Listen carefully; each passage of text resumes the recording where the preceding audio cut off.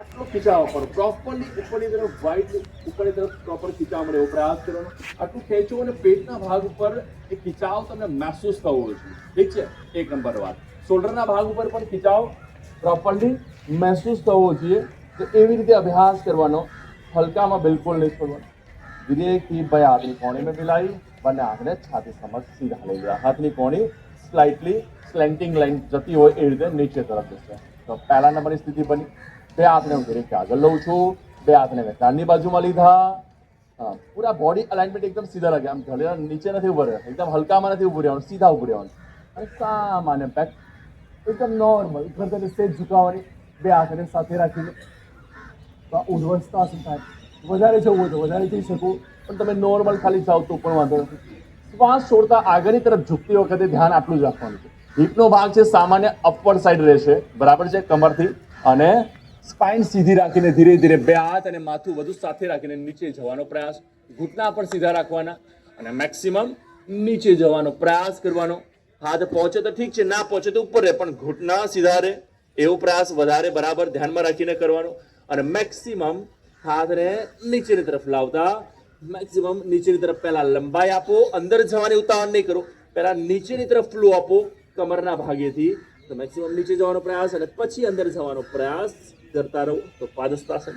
ડાબા પગને ઉઠાવી પાછળની તરફ લો, બરાબર છે. પ્રોપરલી જેટલો લઈ જઈ શકતા એટલો પાછળની તરફ લો.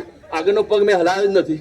આગળનો પગ બે હાથની વચ્ચે હોય તો બે હાથની વચ્ચે જ રહ્યા. પાછલા પગના ઘૂંટણને નીચે મૂક્યા.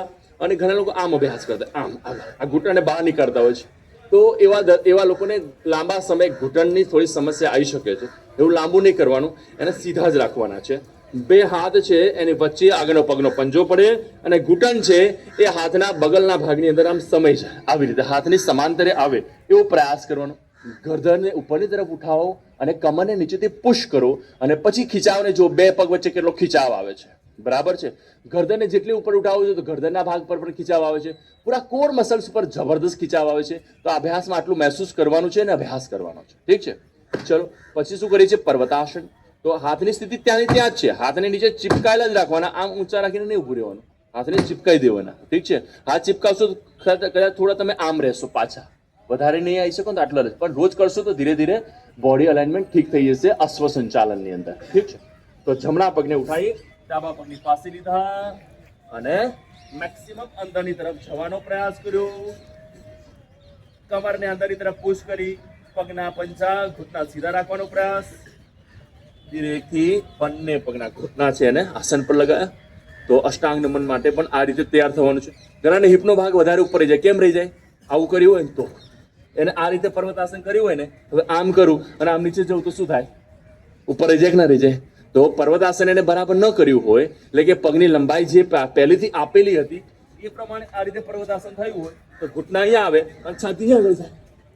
તો નોર્મલ તમને એકલાને જ ખ્યાલ રહે કે ભાઈ મારો હિપનો ભાગ, પેટનો ભાગ ઉપર છે એટલો એ પ્રમાણે નોર્મલ ઉપર રહેશે. દાઢીને નીચે લગાવી રાખવાની, આગળની તરફ જોવાનો પ્રયાસ કરવાનો. ગરદનના ભાગ પર આવતા ખીચાવને મહેસૂસ કરવાના. બંને પગના પંજા છે એને ઢાળી દેવાના. પાસ પાસે જોડીને રાખવાના પંજા અને ઘૂંટણા. બે હાથ છે એ છાતીની આજુબાજુમાં રહે, કોણી તો ઉપર જ છે એવો પ્રયાસ કરવાનો. મસ્તિષ્ક ગરદન છાતીને ઉઠાવવાની આ રીતે અને નાભીને નીચે ટચ રાખવાની. ગરદનને મેક્સિમમ ઉઠાવવાનો પ્રયાસ કરવાનો. છાતીને પણ ઉઠાવવાનો પ્રયાસ કરવાનો, પણ નાભીને નહીં ઉઠાવવાની. અને પેટના ભાગ ઉપર જે બલ પડે છે, લોઅર બેક ઉપર જે બલ પડે છે એને મહેસૂસ કરો. તો આ વેટને લોસ કરવા માટે, પેટના મોટાપાને કમ કરવા માટે, પાચન માટે અને લોઅર બેકના દુખાવા માટે પણ એટલા જ વિશેષ લાભદાયી છે. ફરી રિવર્સ અભ્યાસ. પર્વતાસન. ડાબા પગને ઉઠાવો આગળની તરફ, ગરદનને ઉપર ઉઠાવો, અશ્વ સંચાલન. પાદહસ્તાસન. હવે પાદહસ્તાસન બહાર નીકળતી વખતે પણ એ જ રીતે આગળની તરફ હાથને ખેંચવાના 90 ડિગ્રી બને અને પછી ઉપર ઉઠવાનું અને સામાન્ય પેક કરતા ઉર્ધ્વસ્થાસન. બે હાથ તો જે પણ પ્રમાણે ખીચાવ આવે છે ને